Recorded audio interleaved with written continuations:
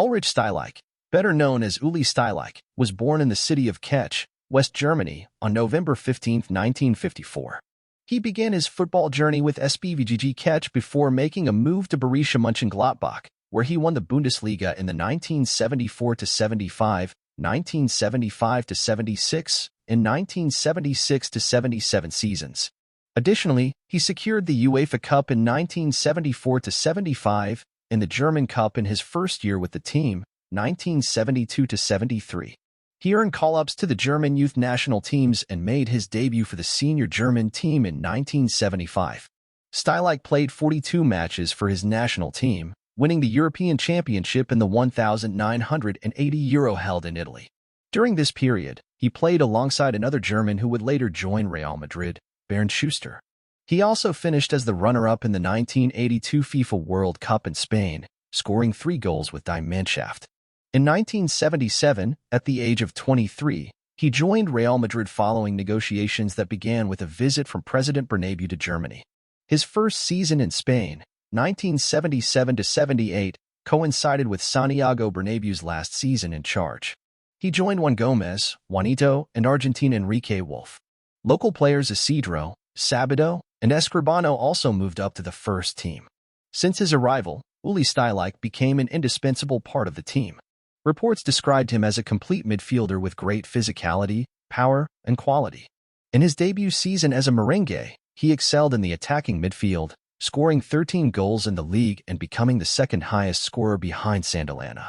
He also netted 2 goals in the Cup, playing a total of 31 official matches and scoring 15 goals in his first year in Spain. Stielike was nicknamed Panzer, reflecting his playing style.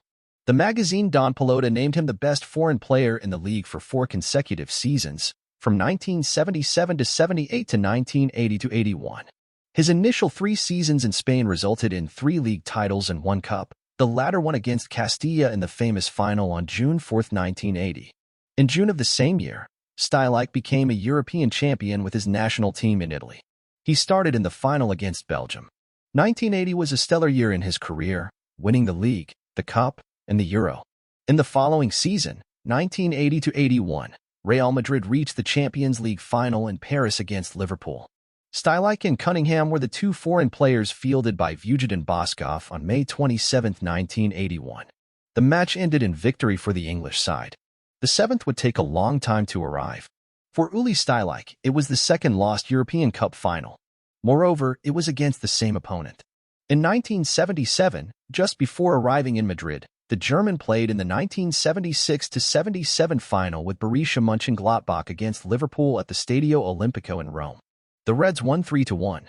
In the 1981-82 season, Real Madrid won the Copa del Rey, Stielike's second title. However, the 80s were not generous in terms of silverware. The 1982-83 season is known as the season of 5 runner-up finishes, as the team finished second in all competitions, including the Recopa final against Scottish side Aberdeen. Stielike's last 2 seasons at Real Madrid, 1983-84 and 1984-85, are the ones I am beginning to remember for myself. Those times when the mustaches of the players and the trading cards left a mark in my childhood memory. Stielike was a charismatic player and quickly gained the affection of the Bernabeu crowd. During that period, Stielike changed his position on the field. From wearing the number 10, he switched to the number 4. He transitioned from a midfielder to playing as a sweeper. His final season, 1984-85, was the only one in which he didn't score in La Liga. He scored only 1 goal in that campaign, in his last match, the second leg of the League Cup final. In May 1985, while Real Madrid celebrated victories in the UEFA Cup and the League Cup, a change in presidency occurred at the club. Ramon Mendoza took over from Luis de Carlos and prepared changes for the first team. At that time, only 2 foreigners could play per team. Valdano and Stielike occupied those 2 spots. However, there were rumors of a Mexican player possibly arriving. During that era, Real Madrid also followed the criterion of renewing players over 30 years old every year. Stielike was 30 years old and would turn 31 in November 1985. During negotiations, Mendoza offered Stielike a 1-year contract to stay at the club. The player requested 2 years and had an offer on the table from a Swiss club, Neuchâtel Xamax, for 4 years. No agreement was reached, and Stielike communicated to Real Madrid executives that, at the end of his contract, He would leave Real Madrid to accept the offer from Switzerland. The second leg of the League Cup final was, therefore, the last chance to see Stielike in a Real Madrid shirt. He could not have had a better farewell. He scored one of the 2 goals and lifted a trophy, the last one he lifted as a player for the white team.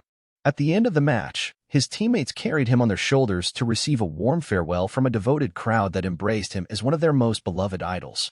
A committed and high-level player, he won the hearts of Real Madrid fans, who did not accept his departure with pleasure.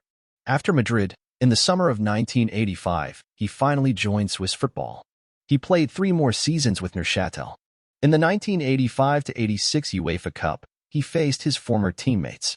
It was in the quarterfinals of the competition, on Wednesday, March 5, 1986, when Stielike played again at the Santiago Bernabéu in an unpleasant match.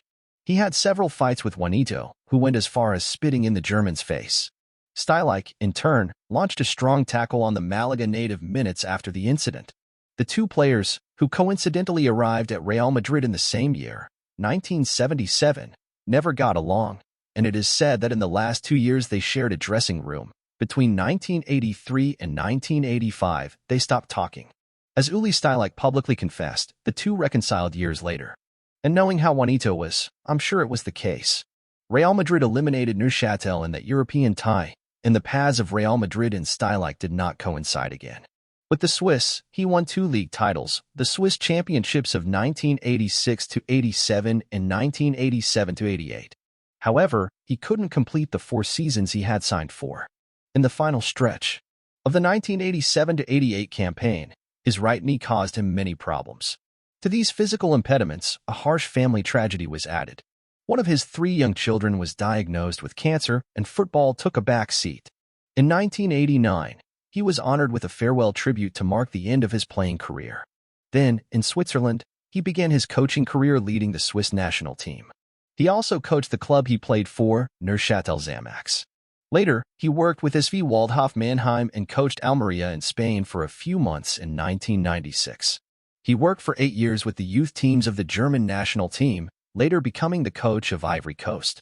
He coached again in Switzerland, in Qatar, and since 2014, he has been the coach of the South Korean national team.